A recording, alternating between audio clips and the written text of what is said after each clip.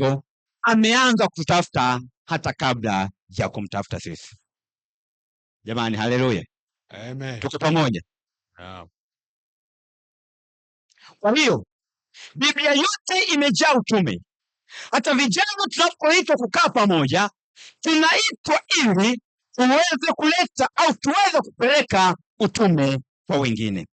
Kanisa la Msangalale kuwa hapa ni kwa sababu ya utume. Jamani, haleluya. Niwapongeze kwa kuwa na jengo zuri. Hata hivyo nishawahi kuwapongeza kwa nimekumbuka nimeiacha hiyo. Hivyo nyie kuwa hapa, wewe kuletwa hapa na ukakubali kuja kuabudu hapa, hoja yako ambayo nataka uielewe mchana huu wa leo na asubuhi ya leo ni utume. Jamani, haleluya. Yona 1 mstari wa 1 na mstari wa 3, Mungu anamuita Yona aende Ninawi, lakini Yona anakimbia. Uongo kweli? Kweli. Halo? Yes. Yona anafanya nini? Anakimbia. Yona 1 mstari wa 1 hadi mstari wa 3, Yona anaitwa aende Ninawi. Yona haitikii wito wa kwenda.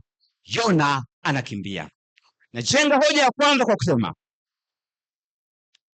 wanadamu hawamkatai Mungu kwa maneno, isipokuwa wanamkataa kwa vitendo. Jamani, nimesemaje hapo? Yaani Yona hakukataa kwa maneno, ila alimkataa kwa vitendo. Ni sawa na mzee Joba, ile jina liko sawa? Samahani mashemasi wa hapa, natumia tu mfano, sio nyie. Narudia tena, naomba muirekodi, sio nyie. Pastor wa mtaa na hapa sio hawa. Natoa tu mfano, sio hawa tena jamani. Kwa moyo wangu wote bila kushurutishwa na mtu nasema sio nyie. Ni sawa na shemasi leo ukamwambia mchana au kesho tukutane kwa ajili ya kufanya usafi. Yule mtu atakwambia ndio, si amekubali, ila matendo yake yataonyesha amekubali wito au amekataa wito. Kwa kumbe wanadamu, Mungu tunapomkataa hatumkatai kwa maneno, isipokuwa kwa matendo yetu. Hivyo mchana huu wa leo, hakikisha kila matendo yako unayafanya, jiulize, Mungu wangu namkataa au namkubali? Lakini hoja ya pili, ukikimbia mapenzi ya Mungu haimaanishi umeshinda, bali unachelewesha kusudi la Mungu katika maisha yako. Jamani, haleluya. Ukikimbia mapenzi ya Mungu haimaanishi kwamba wewe umeshinda, isipokuwa unajichelewesha kwenye maisha. Niwatie moyo washiriki wenzangu mlioko hapa, tunapoitwa kuhudumu katika kazi ya Mungu, tunapoitwa kupeleka kazi ya Mungu, niwatie moyo, tusikimbie bali tuhudumu. Tena wenzangu, tunapoitwa kuketi pamoja, unapoitwa kuhudumu ndani ya kanisa, usikimbie. Kukimbia unajiharibia. Jamani, haleluya. Amen. Yona kabla hajafika Ninawi, kuna mazingira yalitokea. Unaposoma mstari wa 4 hapo utaona upepo. Kabla Yona hajafika Ninawi, kuna vitu vilitokea na utaona kuna upepo mkali. Ngoja nirudie ile fungu kidogo. Lakini Bwana alituma upepo mkuu, bahari ikawa tufani, mabaharia wakaogopa, kila mtu akamwomba Mungu wake, na wakatupa baharini shehena iliyokuwa merikebuni ili kupunguza uzito wale. Lakini Yona alikuwa ameshuka hata pande za nini? Halo? Merikebu. Kipindi Yona amekimbia na ameingia kwenye ile meli, baada ya kukimbia Mungu analeta zoruba. Hoja yangu ya tatu ni hii: nyakati zingine sio kwamba zoruba zinazokuja ni kwa sababu Mungu ameamua, ila nyakati zingine tunajitakia. Halo? Yes. Jamani, tuko pamoja? Ndio. Lakini Hoja yangu ya nne ni kwamba Yona alipoingia kwenye kile chombo, upepo ukapatikana, dhoruba ikajaa, halafu pakaona shida. Najenga hoja nyingine kwa kusema mshiriki wangu, sio mshiriki mwenzangu ulioko hapa, mtu mmoja anaweza kuleta changamoto katika safari ya utume, lakini sio hivyo. Changamoto au migogoro imesababishwa na mtu mmoja na sio kikundi. Jamani, tuko pamoja? Naam. Wale ambao tulisoma mkabahatika kushuhudia mgomo, sikuona kama mgomo ulianzishwa na form 1. Form 1 unagoma kweli? Wewe unajitakia mema. Tuwashomba kidato kile ambacho kimechangamka. Form 4 hakuna darasa lililonyanyuka kwa pamoja kusema leo tunagoma. Ukifuatilia, kuna mtu mmoja alianzisha hoja na ikaibuka na watu wakafata. Nini ninachotaka kusema mchana huu wa leo, vijana wenzangu? Ndani ya kanisa, kwenye familia yenu, kwenye jamii, usiwe chanzo cha matatizo, bali kuwa baraka kwa watu. Yona alipoingia kwa wale watu, alipelekea wale watu wakapata tatizo.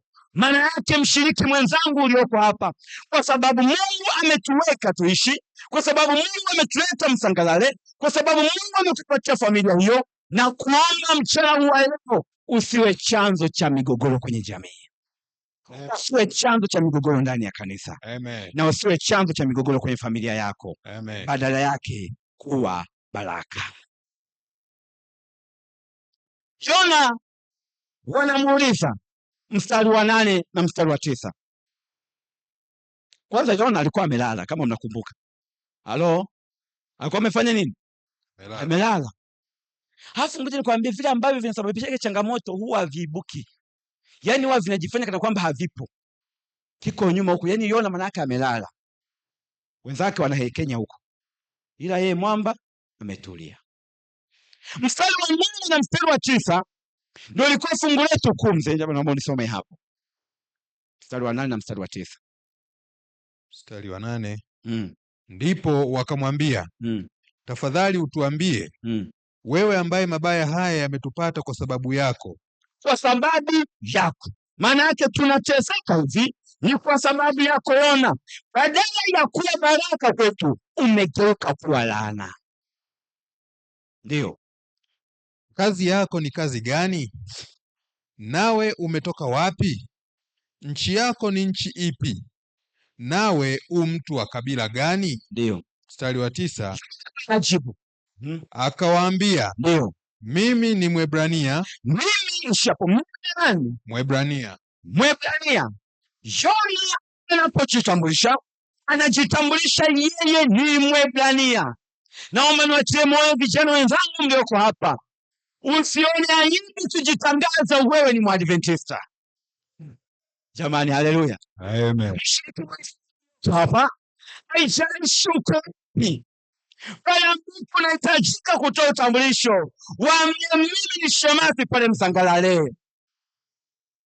Leo tunapoingia kwenye mazingira fulani, tukiambiwa kujitambulisha, hatutaki tena kujitambulisha.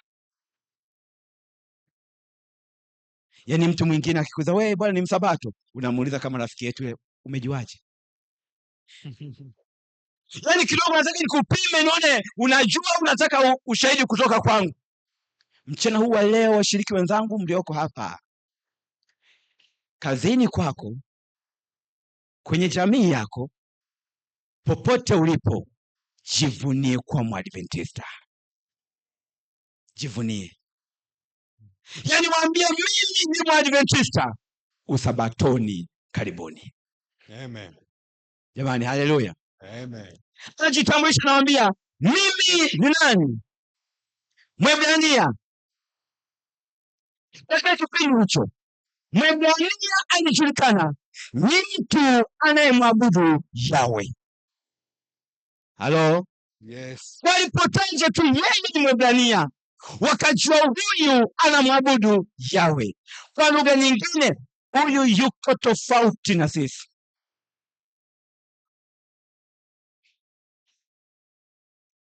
Endelea, anasemaje? Anasema hiyo yawe ni siku nyingine. Akamwambia, mimi ni Mwebrania, ndio, nami namcha Bwana, ndio, Mungu wa mbingu, aliyeziumba bahari na nchi kavu. Sikiliza, Yona utambulisho wake, anachokifanya hapo, anajitambulisha, mimi ni Mwebrania, namcha Mungu aliyezifanya mbingu na nchi. Hoja nyingine Yona anachosema ni kwamba anamtambulisha Mungu anayehitajika aabudiwe. Halo? Yes. Yaani Yona anamtambulisha Mungu ambaye anahitajika kwa ulimwengu wote umwabudu. Na Yona ametupeleka kwenye kitabu cha Ufunuo 14 mstari wa 7. Mcheni Mungu na kumtukuza kwa maana saa yake. Hebu soma vizuri hapo, sorry. Aliyeumba, hebu soma vizuri hapo. Fungu la 9. Nimesha hama, nipo kwenye Ufunuo. Nenda tu mwisho. Ufunuo ndo hapo. Ufunuo 14 mstari wa 7. Inasema ndio 14:7, akasema kwa sauti kuu, ni malaika, mcheni Mungu na kumtukuza, mcheni Mungu na kumtukuza, kwa maana saa ya hukumu yake imekuja. Msujudieni yeye aliyezifanya mbingu na nchi, msujudieni yeye aliyezifanya mbingu na nchi, na bahari na chemchemi za maji. Na chemchemi. Yona kule anawaambia, amewambiaje Yona kule? Yona namcha Mungu. Soma hiyo mstari wa 9 uone hizi kauli.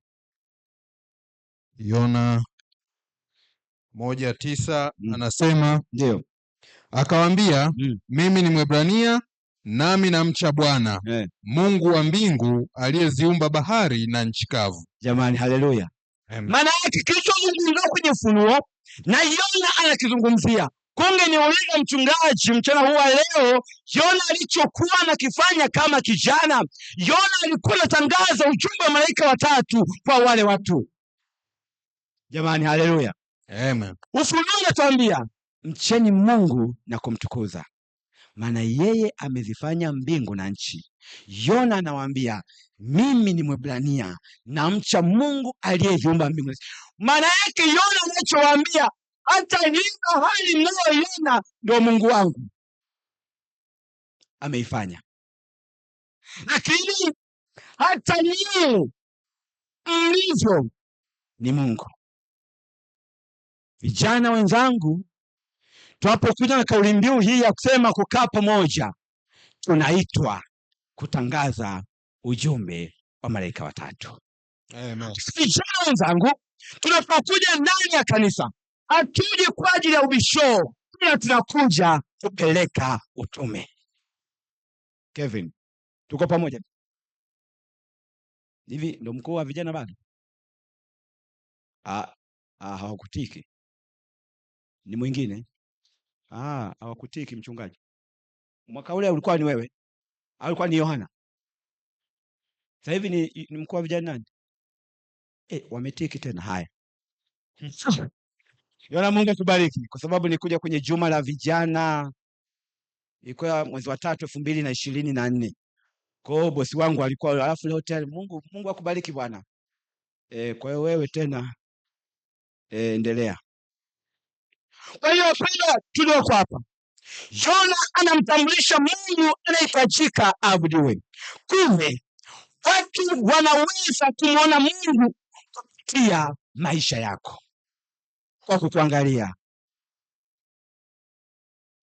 lakini mtu anaweza kuokolewa kwa uaminifu wako na uadilifu wako. Yona anamtambulisha Mungu wake, kitendo cha kumfahamu Yona. Watu hawa wanaokolewa. Halo? Yes. Wanafanya nini? Wanaokolewa.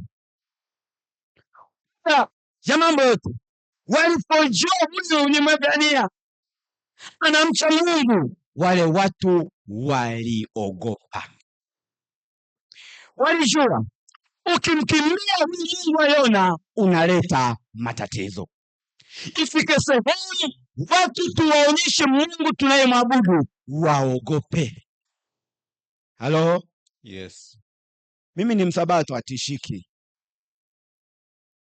We mbona we msi wapi? Hauni sana kukemea pepo. Pepo toka. Mimi stoki. Hasa mnatoka saa ngapi? Hatutoki tu, yani mnakuwa sasa hamna utisho tena hapo. Wakati ukikemea lazima na yeye atii, na msiongeshe na mapepo. Msiwe mnatumwa na mapepo jamani. Tunaona watu wa Mungu. Anaweza kukwambia kile kiti ndio kina mapepo, king'oeni. Sasa mtu na mng'oe, mlete tena mchango wa viti. Mapepo usizungumze nayo, tumia mamlaka. Jamani, haleluya. Amen. Ifike sehemu watu wakituona waone kitu ndani yetu. Kijana mwenzangu, kama tulivyosoma kwenye kitabu cha Yona, hii nafupisha ni kwa sababu ya muda, kwa sababu tumesoma sura yote. Kuna habari wanamuuliza Yona, tukutendee nini? Halo, tufanye nini? Vijana wenzangu na washiriki wenzangu tulioko hapa, ifike sehemu watu watuulize wanapotaka kuokolewa. Halo? Yes. Hoja yangu ni hii. Ukiona watu hawakuulizi, huenda mnafanana nao.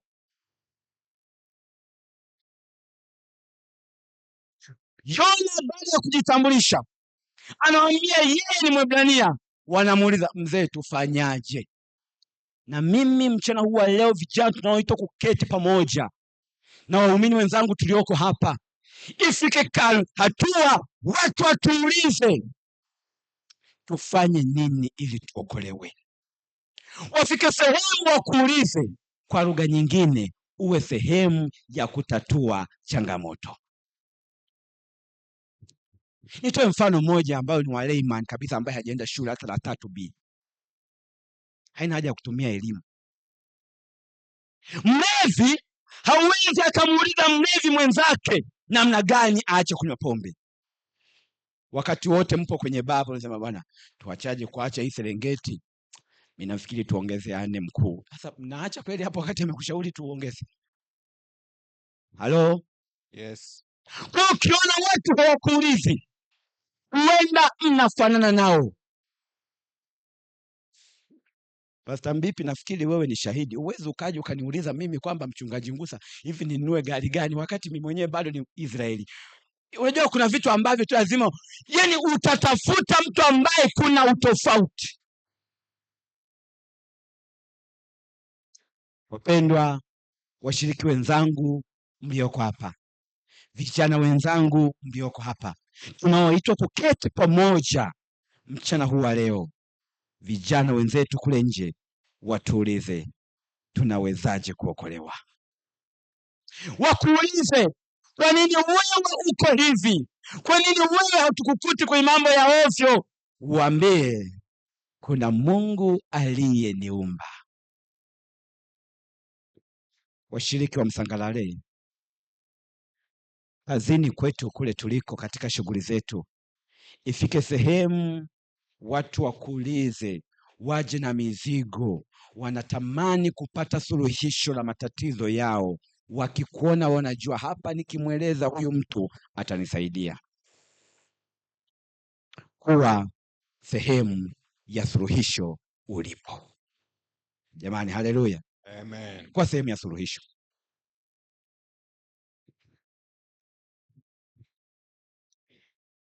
Watu hawa baada ya kumfahamu huyu Mungu Yawe, mstari wa 16 wakafanya nini? Mstari wa 16. Kuhitimisha, unajua mjini usihubiri sana kama kwamba una mzigo sana. Hawa watu wa Mungu wamemwona Mungu. Kwa hiyo watuhubiri kama una mzigo. Na mzigo jamani, hapa nina kitu. Hili hubiri linatosha hata kwa muda huu jamani. Haleluya. Amen. Kwa nini mpaka watu walale ndio ufurahie kwamba umehubiri sana? Endelea mtu wa Mungu.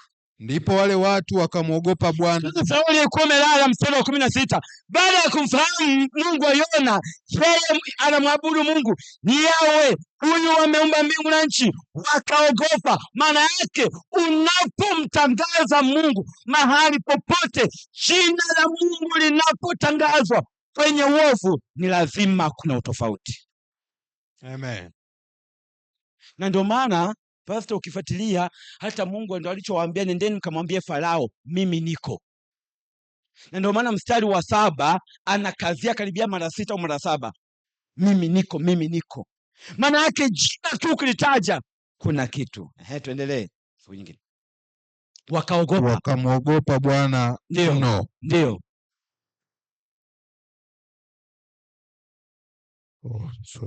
Ndipo wale watu wakamwogopa Bwana mno, ndio wakamtolea Bwana sadaka na kuweka nadhiri. Jamani, haleluya.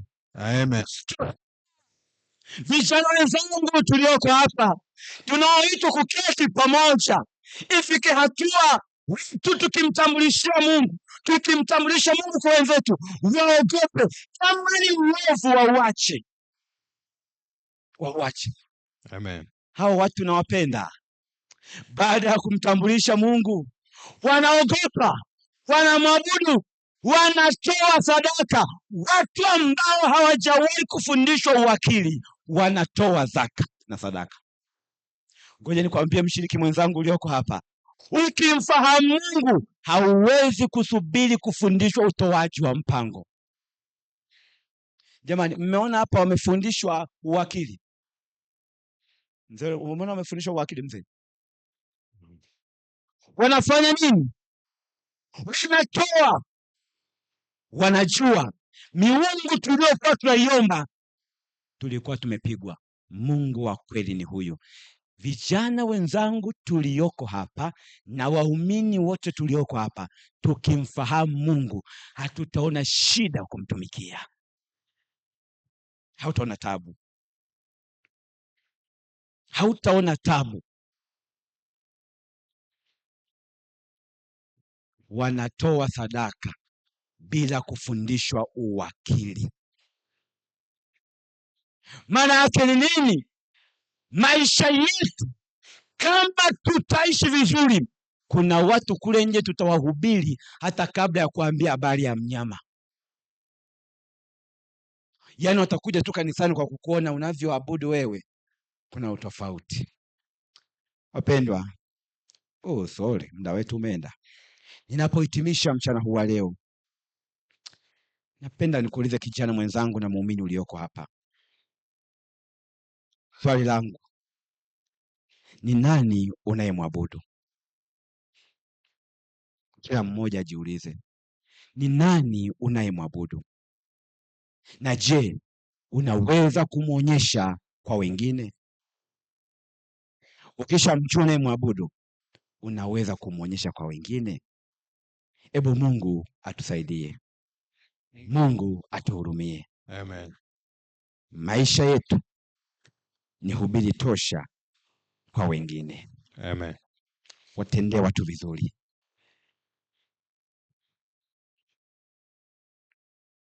Na ndio maana ukiishi na watu vizuri, kama ni kiongozi, hauwezi kuwa unasema hivi hamjui mimi ni mchungaji. Huwezi, watakujua tu wenyewe. Ni maisha yako.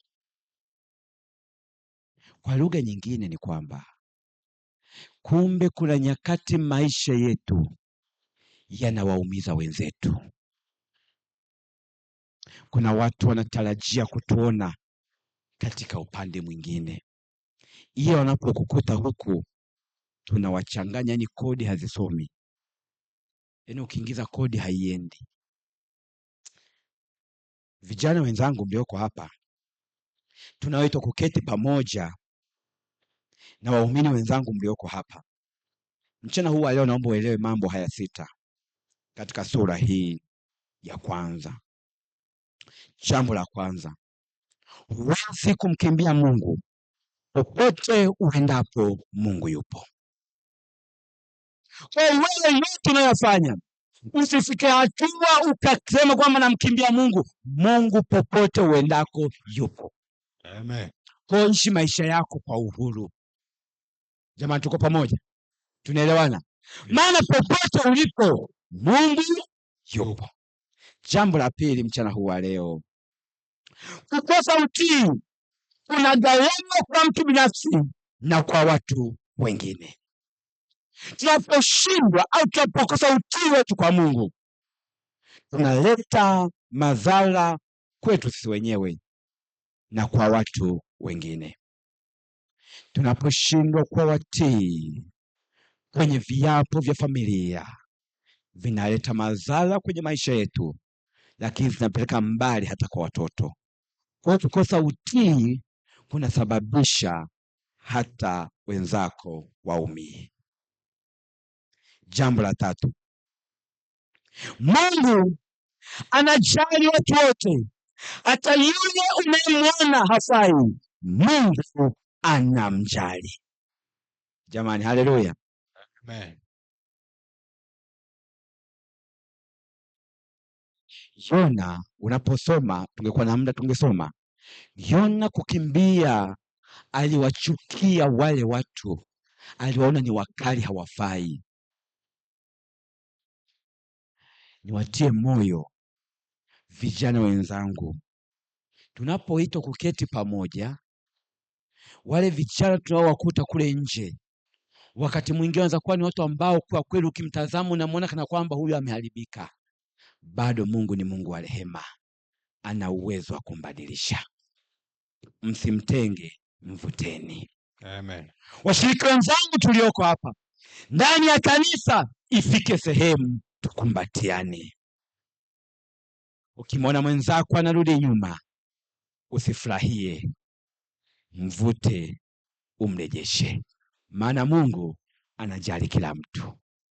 Amen. Jambo la nne, katika sura hii tunajifunza katika somo hili, Mungu ana mamlaka yote juu ya asili yote, hivyo usiogope. Amen. Halo? Yes. Mungu ana mamlaka yote, hata katika tufani ulionayo Mungu hajashindwa. Bado Mungu ana mamlaka, atatuliza. Amen. Hata kwenye shida ulionayo, iwe ni nyumbani, iwe ni kazini, iwe ni kwenye jamii, Mungu bado hajashindwa. Bado mamlaka yake yapo. Endelea kumwamini. Amen. Jambo la tano, dhambi huathiri wengine. Halo? Yes. Jamani, tuko pamoja? Dhambi inapoonekana ndani ya familia, ndani ya kikundi, ndani ya kanisa, inaathiri kanisa lote. Niwatie moyo watakatifu wa Bwana, tuiogope dhambi. Jamani, haleluya. Amen. Lakini kwa sababu dhambi inaathiri wengine, neno la faraja ni hili: toba huleta amani. Amen. Dhambi zitakapojitokeza, kumbuka kufanya toba, yenyewe inakuletea amani. Usibaki hivyo ulivyo. Unapoanguka, inuka, muombe Mungu akupe nguvu. Jambo jingine, dhambi huwezi kuificha. Yona chificha, lakini alijulikana.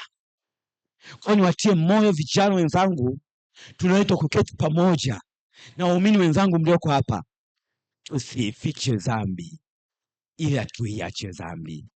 Dhambi ukificha, hata kama ni mwaka, siku moja itajitokeza. Tusifiche dhambi. Jambo la mwisho mchana huu wa leo, tunapoenda kuhitimisha, wasiomjua Mungu wanaweza kuja kupitia ushuhuda wa maisha yetu. Kuna wapendwa wengi ambao hawamfahamu Mungu.